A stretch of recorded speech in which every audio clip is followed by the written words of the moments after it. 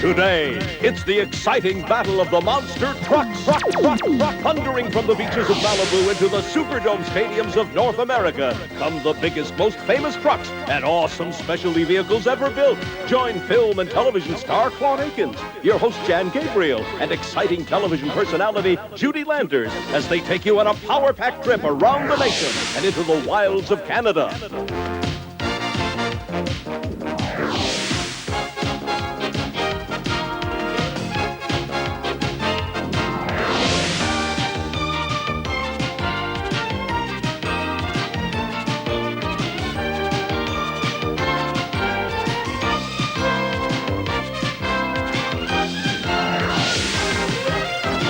Battle of the Monster Trucks is a fascinating look at the newest craze crushing its way across America.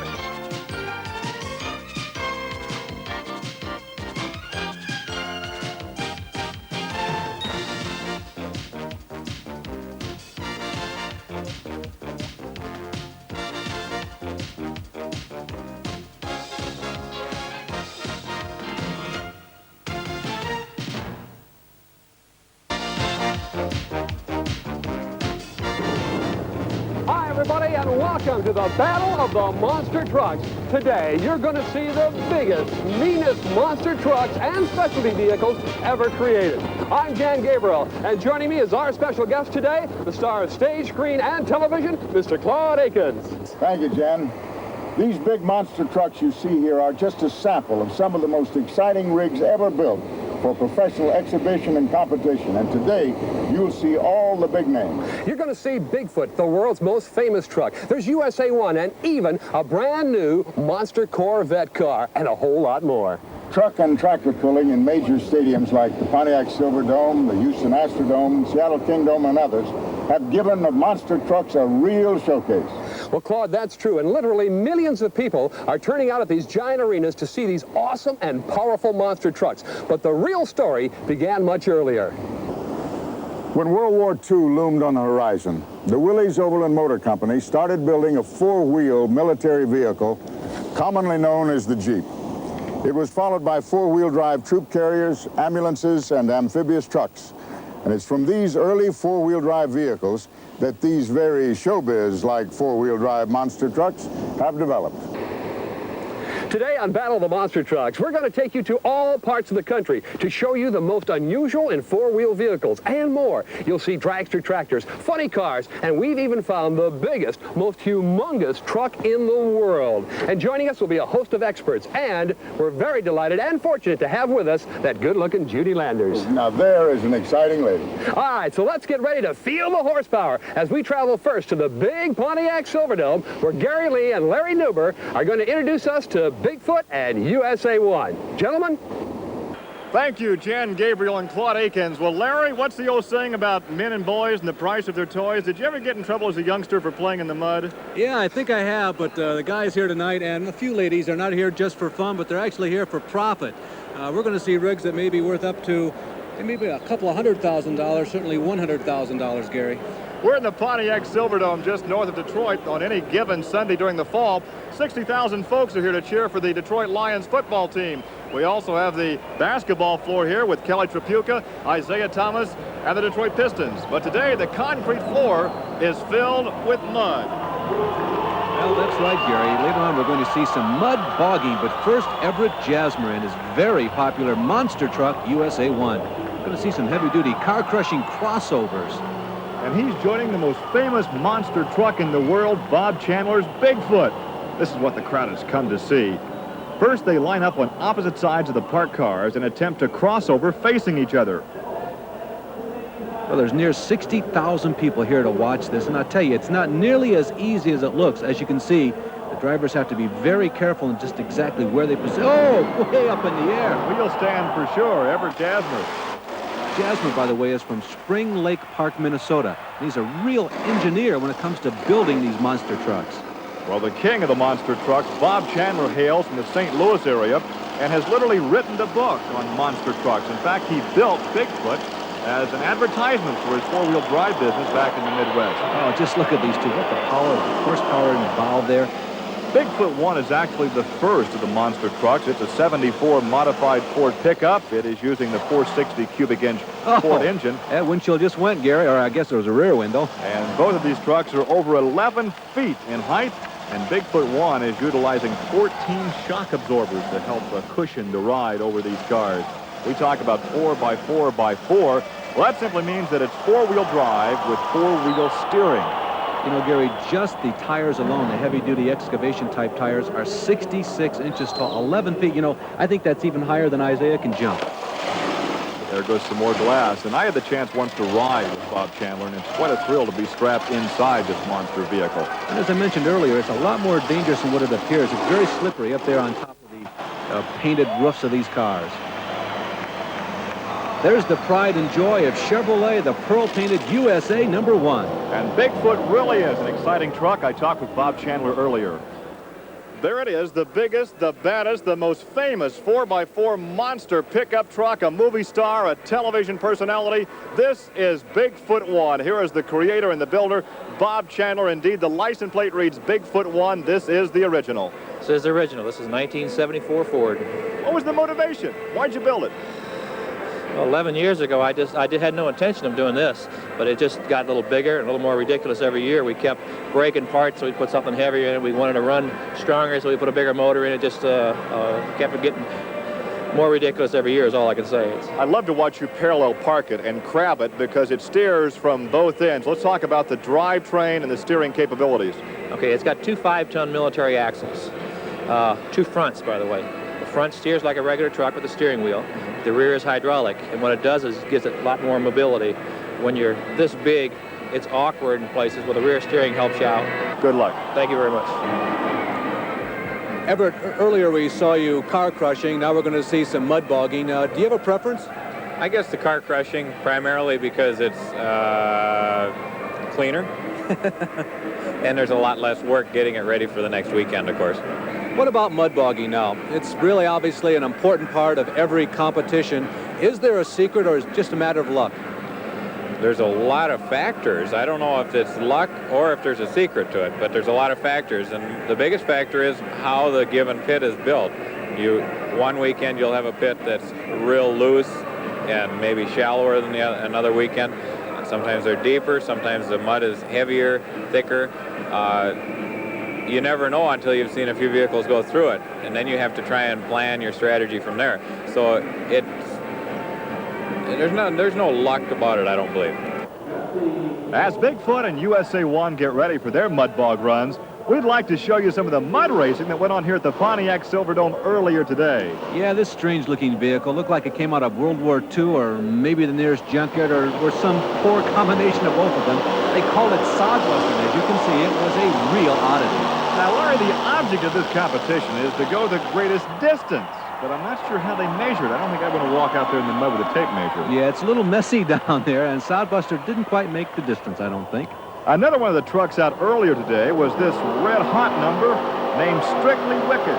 Obviously, it has to be driven by a woman, and by the way, she just loved putting the pedal to the metal. She just kept grinding away and firing away and kept digging deeper and deeper and even still more deeper. I think she's out there digging for oil. Now, my question is, does she have a crew member that cleans up this rig? Well, I don't know, Gary. They say a woman's work is never done. Well, anyway. Now, this guy, I think, out-engineered himself. He built a mud runner that was basically all framework, and I'm guessing his theory probably was the lighter, the better. Well, I think it's time to go back to the drawing board because not only did the run not go so well, but he's going to be picking mud out of his teeth the next few days. Now, there's always got to be some guy out there who outguns the field, and this driver had the quickest trigger of them all this day. Yeah, there was no stopping this aged Camaro, and he took the mud bath with a winning run.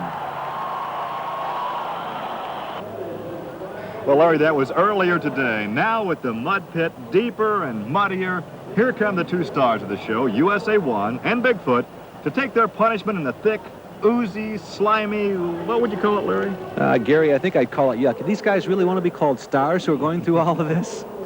I really wonder what makes the fans love to watch these monster trucks in the mud take such abuse. Well, I don't think anybody's quite figured it out yet. It must be vicarious in some way or another, but I think the real answer is they don't have to clean these trucks up afterwards, Gary.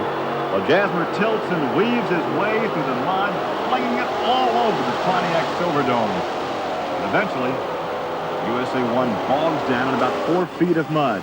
You just can't believe all the time and effort and man hours that went into making this truck shiny before all this began.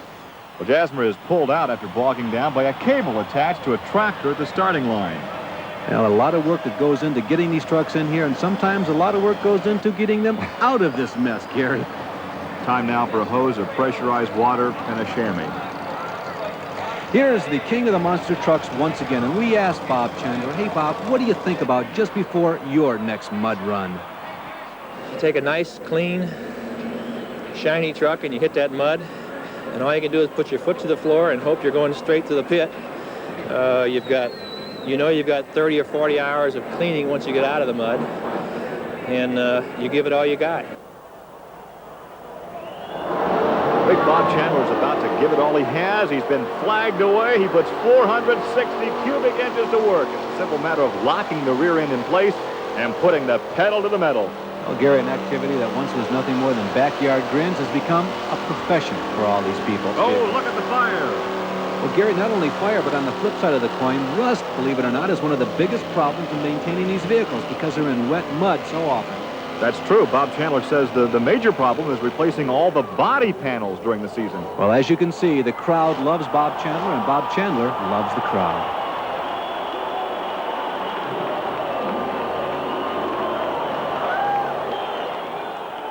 Perhaps the only clean vehicle here in the Pontiac Silverdome now is this 37 Ford pickup. Larry Newber, a most unusual motorsports display with car crushing, the mud bog, and I think I'd like to try that sometime. Yeah, Gary, you maybe would like to try what we saw here today, but now comes the really hard part, cleaning up all these vehicles after all this activity.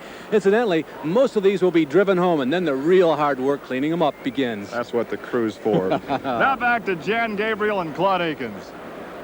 Bigfoot and USA 1 really are spectacular monster trucks, and you'll see some more coming up in just a little while. Also, more mud bog racing will be splashing its way onto the program, along with some of the most incredible vehicles you have ever seen. So don't you dare go away. We'll be right back after I go for a ride with Gabriel Montez in the Texas Armadillo.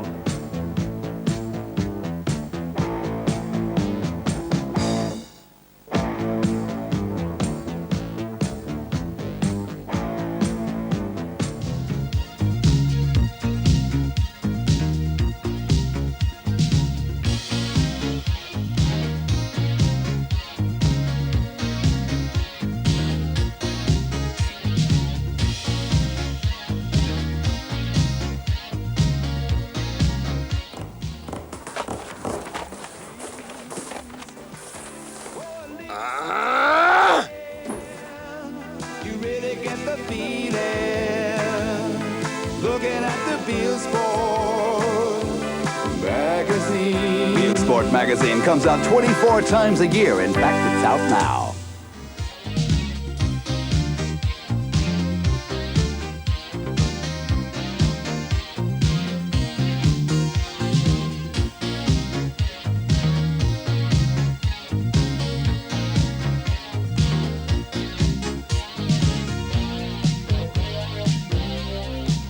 On the Battle of the Monster Trucks with lots of excitement yet to come. And in a few minutes, you're going to see the largest truck ever built in the world. But first, here's our co-host, Claude Akins, with Rich Johnson, Vice President of Four Wheeler Magazine.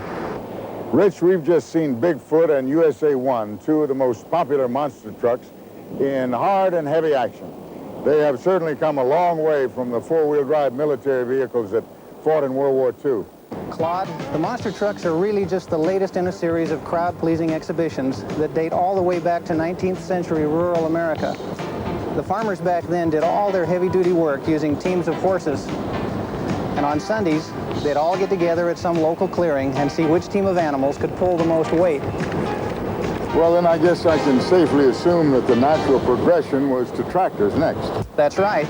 By the time the tractors came along, the local pulling events had evolved into serious competitions at the county fair level.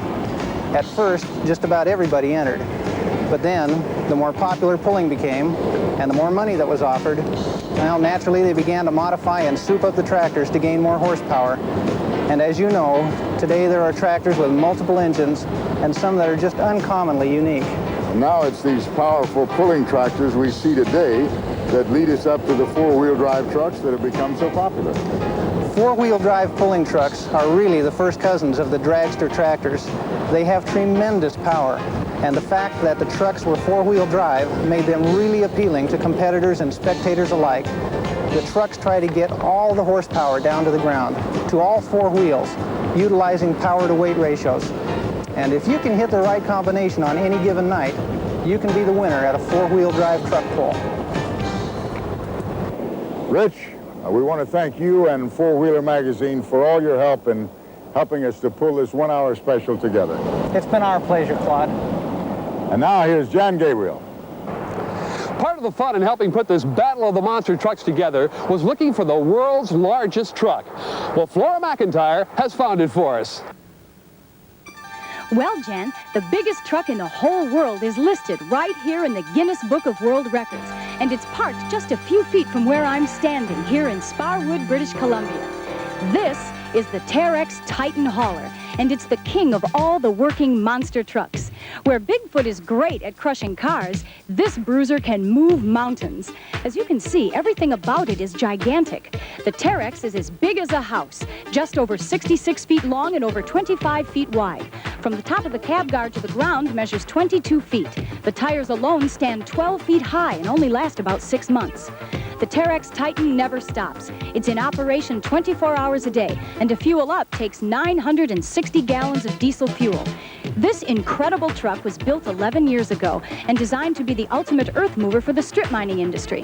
Terex is the mainstay in a massive fleet of 68 monster trucks, all weighing between 100 and 350 tons. These huge rigs haul and maul mountains of rock to get to the coal bed at the West Star open pit mine. The 16-cylinder turbocharged diesel engine delivers horsepower, which is transformed into electricity and sent to several electric motors that drive both front and rear wheels independently at a speed of up to 23 miles per hour. Now, you might think it takes either Superman or the Incredible Hulk to drive this baby. Not so. The Terex operates as easily as any street or highway truck. It has a regular steering wheel that controls both front and rear wheels at the same time.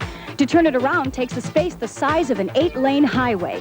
Now, how much earth, or in this case rocks and boulders, can the Terex Titan move at one time? Fully loaded, over 410 tons. Now, of course, you're never going to see a truck this size barreling down any highway, but if you do, watch out. It's the ultimate car crusher. As an elder statesman, should any of the Terex Titan's major parts fail, say a drive shaft or any other serious internal damage ever occur, the Titan would be retired forever. The cost of a new engine would be well over $800,000, making it too costly to replace. When ready to unload, the dump bed is extended full up. The height of the Terex increases to 56 feet, and that's higher than a 5-story building. Neither frequent snowstorms nor cold weather have ever stopped the Titan from continuing its daily chores in these rough, rocky mountains. It stands alone in size and strength. From Sparwood, British Columbia, I'm Flora McIntyre. Back to Jan Gabriel and Claude Akins on Malibu Beach. Well, Claude, you're going to have to admit that that Terex Titan is quite a big truck. How would you like to see that baby crush some cars? You know, I think that truck could crush a whole city. There just might be a movie story in that. Here's a truck that belongs in the movies. This is Taurus. Taurus is driven by Jack Willman, and last weekend he took this big bruiser down to Dallas, Texas, and actually drove up and over 2 buses. Watch this.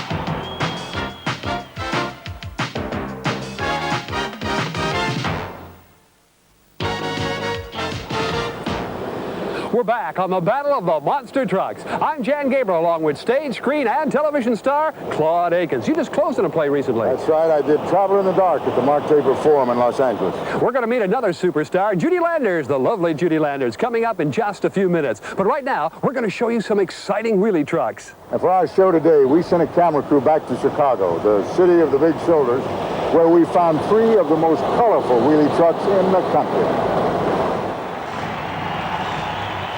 The first was a sleek flip-top truck driven by Butch Schultz from Mantua, Ohio. The truck is named Magnum Jr. This is a real fancy piece of equipment. The engine is huge. It has a 600 cubic inch supercharged engine that puts out 3,000 horsepower, and that's a lot. And incidentally, these trucks are steered by independent braking on the back wheels, so you can bet the driver is going to be real busy. Wheelie trucks are powered only by the rear wheels, and just like other pulling vehicles, the object is to hook up and pull the weighted sled as far as you can. Now watch carefully at home as the weight of this entire truck will be carried on the back wheels. Watch him now. There he goes. Butch Schultz and Magnum Jr. trying to drag the weighted pulling sled all the way down to the end of the 175-foot pulling track. Well, he came up a little short of the 175-foot mark as he drifted off to the left side of the course. Here was the next truck to roll out. This is probably the most popular wheelie truck in the nation. Well, that's right, Jen. This is Alan Gaines' Orange Blossom Special.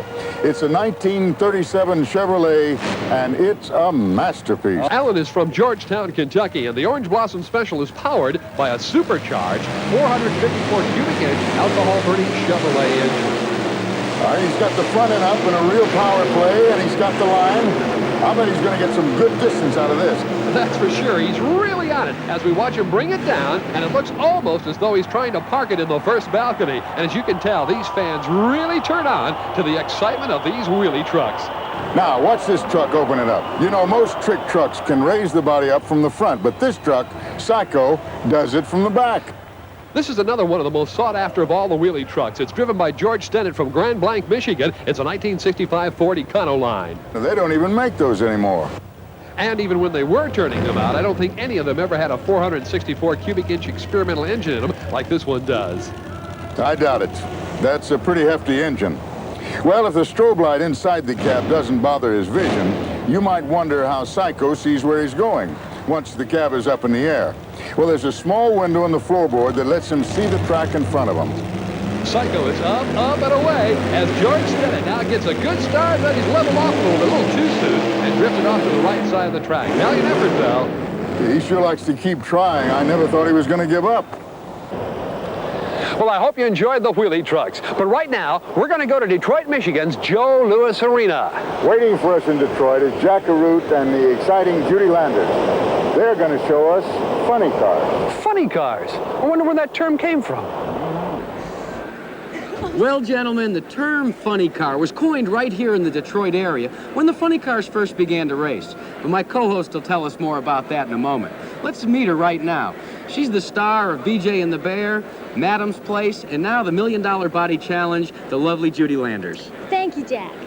Funny cars got started back in the early 1960s right here in the Motor City of Detroit. But now, drag racing funny cars has taken on a whole new turn. It's certainly a lot different from the last time I saw funny cars run in Pomona, California. Indeed they are, and today we're going to see 6 of the top nationally ranked funny car pullers competing for distance. They'll be carrying a 50,000-pound sled across a 175-foot track.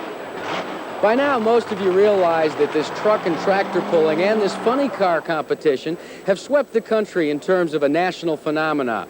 One of the men that was instrumental in making it what it is today is the president of the United States Hot Rod Association, Mr. Bob George. Bob, what is it that is drawing these people into these indoor arenas? Hundreds of thousands of people week in and week out. Well, we anticipate over 5 million people this year, and I think to answer your question is a little bit tough, except we've taken drag racing, as you mentioned earlier, and we put it inside arenas and stadiums. You know, the object in drag racing is how quick can you run a quarter-mile dash, an acceleration test for 1,320 feet. Well, hot rod truck pull, funny car pulling is just like that. It's not how quick you can run the length of the track, however, it's can you run the length of the track, because the 50,000-pound weight transfer machine is the handicap. It's the equalizer, and that's what makes the competition hard, tough, and fierce all over the nation, wherever we go. Well, Bob, thanks so much for stopping by. We know you've got a busy schedule tonight, and we're getting ready now. It looks like they're going to fire these motors up, these monster machines. So let's go up to Judy Landers.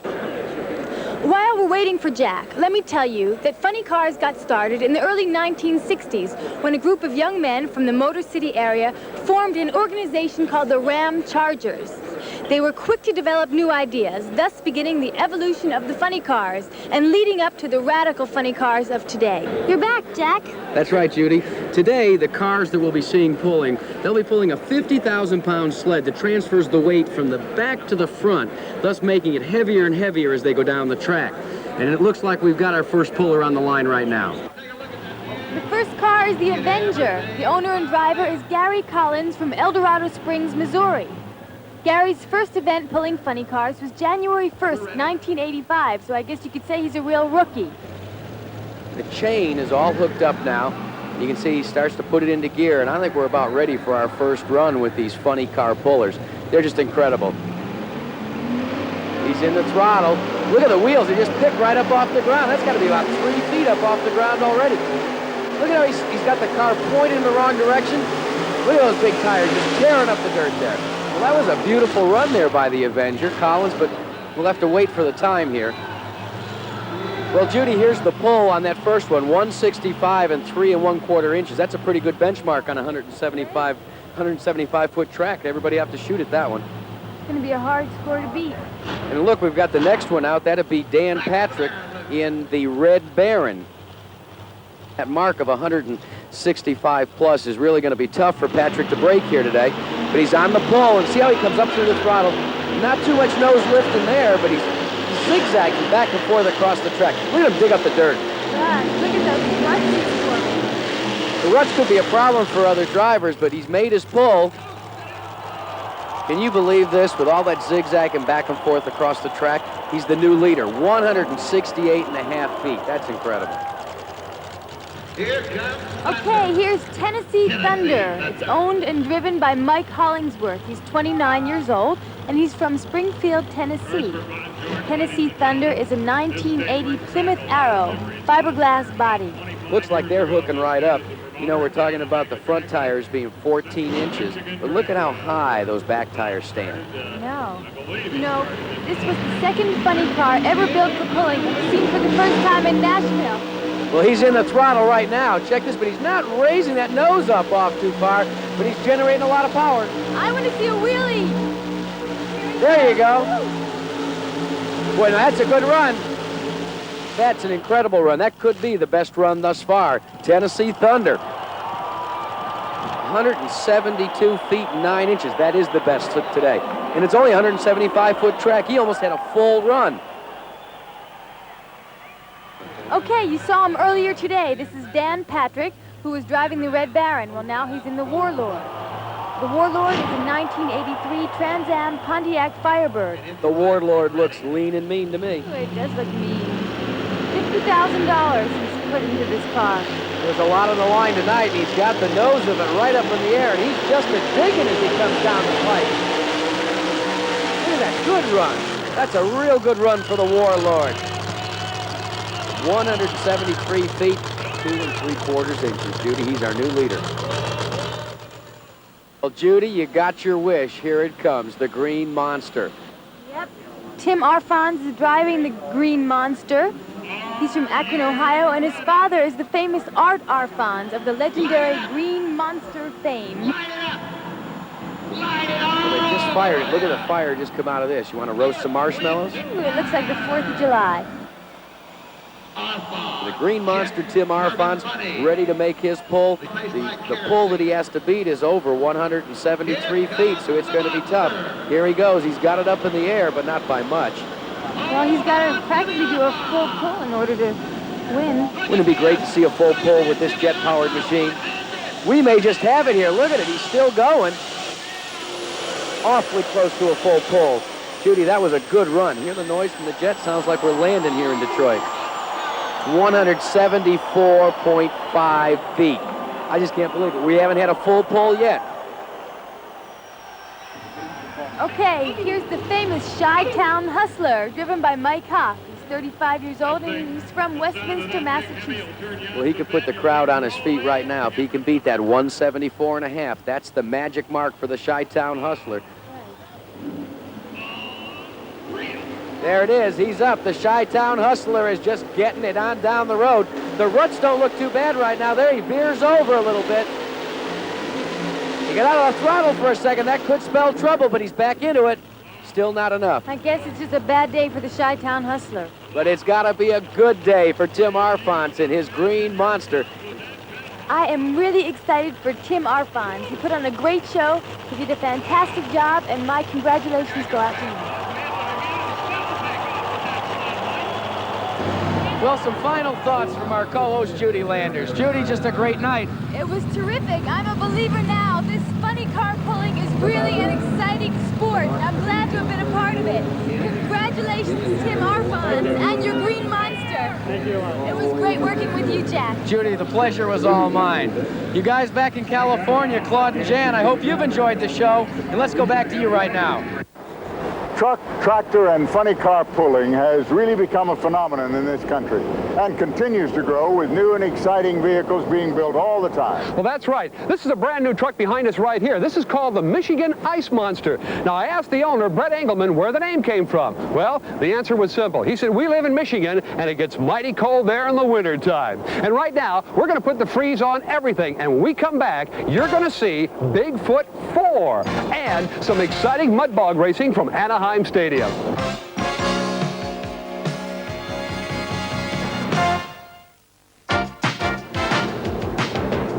We're back once again on the television special, Battle of the Monster Trucks. Claude Aiken's got a question for you. Okay. All right, let's say that you want one of these big monster trucks parked in your garage, but you can't afford one. What do? You build a mini monster. That's absolutely right. Watch this.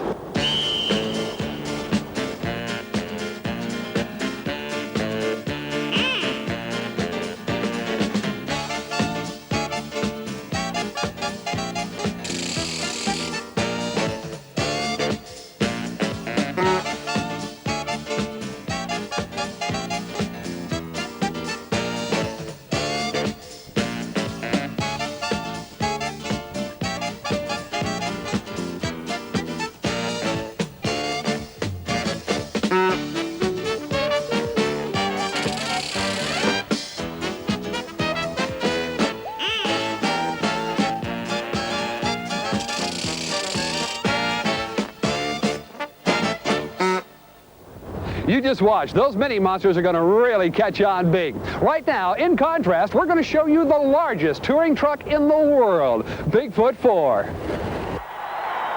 120,000 fans were at Anaheim Stadium. Our cameras were there the first night to watch Bob Chandler's incredible Bigfoot 4 accept a human wave of appreciation from the stands.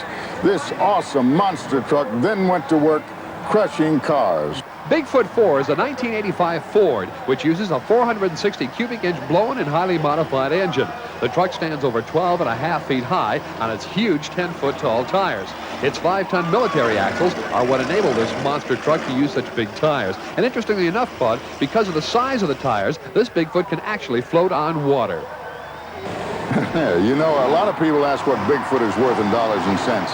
And at this stage of his career, I don't think you can really put a price on Bigfoot. He's been in several motion pictures, dozens of television shows, made hundreds of personal appearances, and who knows, maybe someday we'll see him in the Smithsonian Institute. Bob Chandler, of course, literally invented monster trucks, and he really enjoys being with the thousands of fans who turn out at these events. You can really tell it. And, of course, he's worked with youngsters all over the country. Well, as Bigfoot finished up and took a well-deserved bow at Anaheim Stadium, there were a variety of mud bog racers getting ready to strut their stuff through the thick, rich California mud. Oh, you're going to love this, Claude. Watch. Well, the best mud racers in the country go for it in deep mud.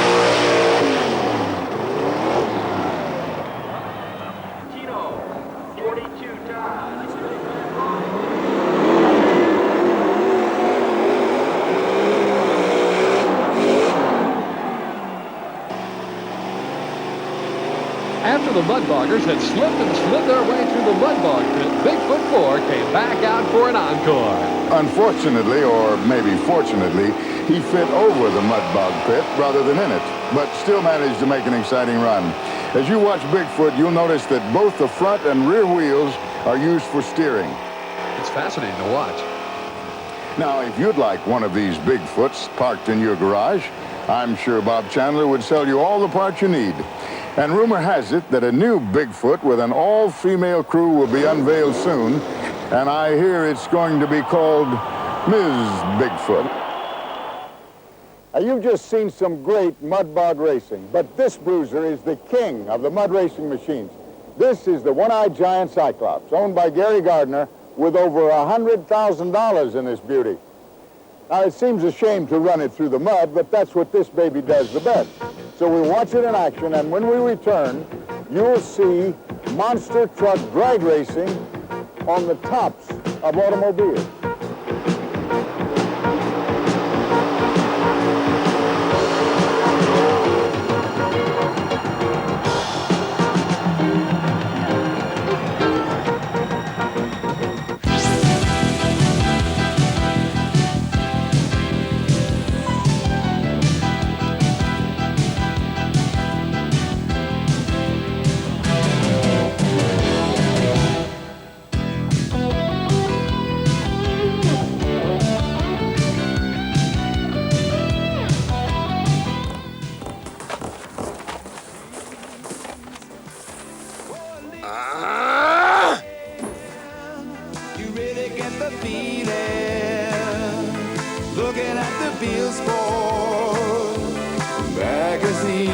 Sport magazine comes out 24 times a year. In fact, it's out now.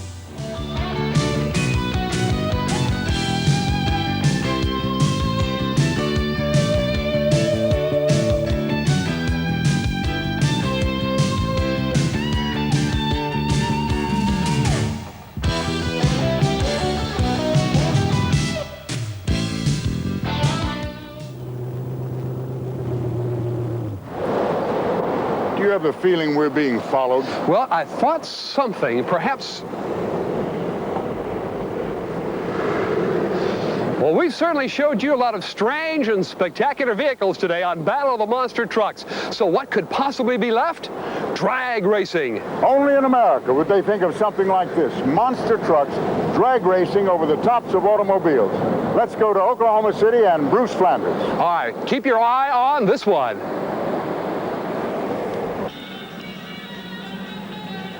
Well, Jan and Claude, you're right. I'm in Oklahoma City, Oklahoma. I'm sitting in a truck called Frankenstein's Monster, and it is a monster. It's one of 4 that have made it to the finals in a crush-off. You'll see what that's all about in a little while. It's going to be run drag racing style as we go over the tops of some dozens of cars that are sitting here on the floor. There's a lot to this whole weekend, a lot of money at stake, a lot of excitement, but more to it than that. It's kind of like a doubleheader weekend. Along with the crush-off that we'll be seeing in just a little while, next door to us, there's a dynamic car show full of all kinds of glitter and chrome and excitement. We'll come back to the finals here, but first let's go take a look at the car show. Burn off that corner bar. Just to my car now, she really feels looking real tough with chrome reverse wheels. A blue car wax job sure looks pretty. Gonna get my chick and make it out to Drag City. Yeah, Drag City, run her through now. Drag City, what does she do now? Drag City, run her through now. Drag City, what does she do? Burn up that corner bar. The DJ is saying on my favorite station, Drag City races are the fastest in the nation. Whalers are the wildest and the stalkers are pretty. I'll get my honey, grab some money, split the Drag City. Well, I'm Drag City, run her through now. Drag City, what does she do now? Drag City, run her through now. Drag City, what does she do?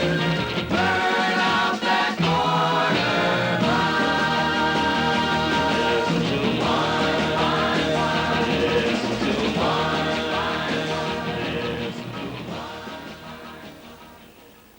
Well, we hope you enjoyed that look at the car show.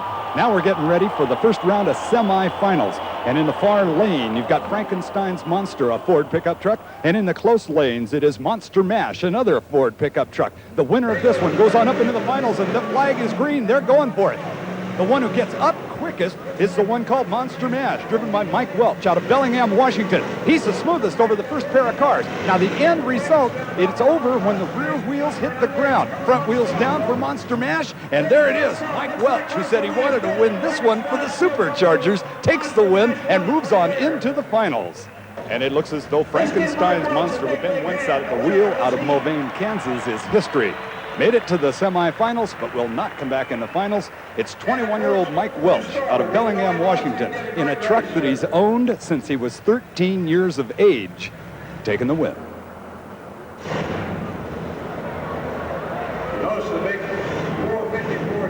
Bringing to life the 1985 Corvette with a 454 cubic inch Chevrolet engine and a 3-speed automatic. This is not what you'd call a monster truck. It must be in a category all by itself. The lid comes down. Getting them lined up for the other semifinal round. Waiting in the other lane, Rolling Thunder with Jim Oldacre. Been on the circuit for not quite a year. In fact, he's the youngest or the least experienced driver on this circuit. Former motorcycle racer. Spent a lot of time in the desert and on motocross circuits. All right, we're about ready with the other half of the semifinals now. And in the lane furthest away from you, it's a brand new 1985 Corvette with a 454 cubic inch motor. At the wheel, 25 years of age, Cliff Starboard from Mulvane, Kansas. In the lane nearest to you, the only monster van called Rolling Thunder. The owner and driver, Jim Oldacre, out of Redondo Beach, California, former motorcycle racer with a 1972 Dodge Tradesman van, probably the only monster van on the racing circuit. This one powered by a 1976-71 Detroit diesel motor. So both of them making lots of horsepower. It's about ready to happen. Watch it closely.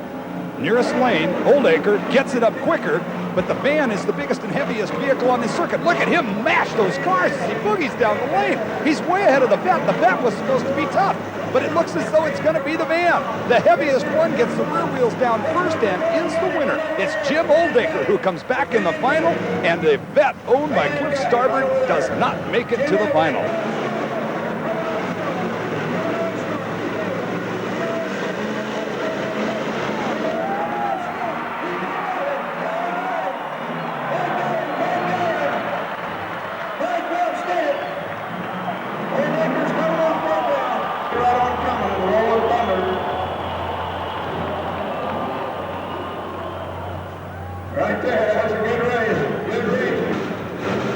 They're loading them in right now for the final, and it has come down to this. These two trucks will face each other in this crush-off. Drag racing style, the first one to the other end is the winner.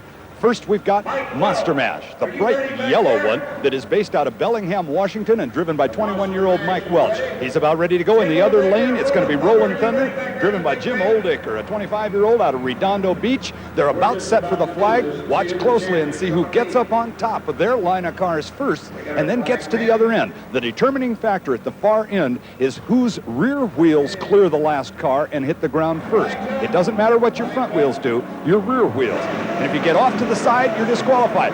Look at that kid get it up on top. Mike Welch moving real hard with the Monster Mash.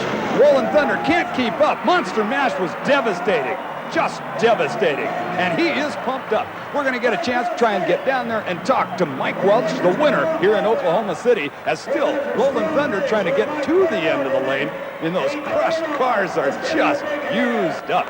Rolling Thunder ended up second place overall, and there's a happy young Mike Welch. Mike, what happened right at the end? I mean, it was a beautiful run, but right at the end you broke.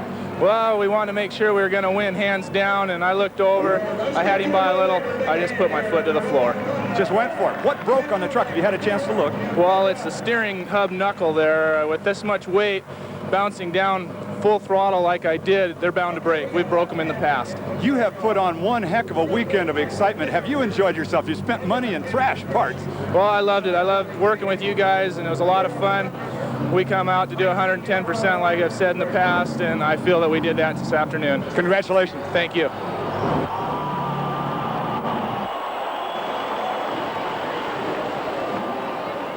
The convention center in Oklahoma City, Oklahoma did not start out as a junkyard. It certainly ended up that way today after the Battle of the Monster Trucks. Our winner today was Mike Welch out of Bellingham, Washington. Our congratulations go out to him. It was an exciting run. He broke parts right at the end. We got parts. You want parts? We're going to be going for more monster truck action in just a little bit with Jan Gabriel and Claude Akins. So let's go there. Claude, I have to admit, I like that kind of drag racing. Well, it's drag racing and demolition derby all in one. You know, that gives me a thought. I think the United States government ought to subsidize that sport. What?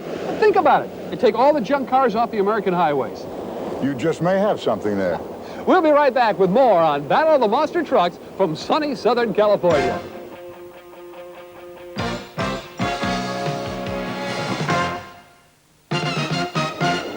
We're back for a final word on Battle of the Monster Trucks. And before we leave, I want to take this opportunity to thank the many people who made this program possible, and particularly the men who build, own, and drive these magnificent monster trucks that you've seen here today.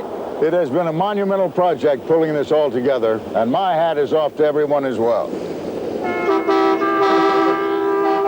And my personal thanks to Judy Landers and to our astute on-the-scene reporters and, of course, Claude Akins. Thank you very much, my friend. It has been a monstrous pleasure. Thank you once again for joining us on Battle of the Monster Trucks. We'll see you next time.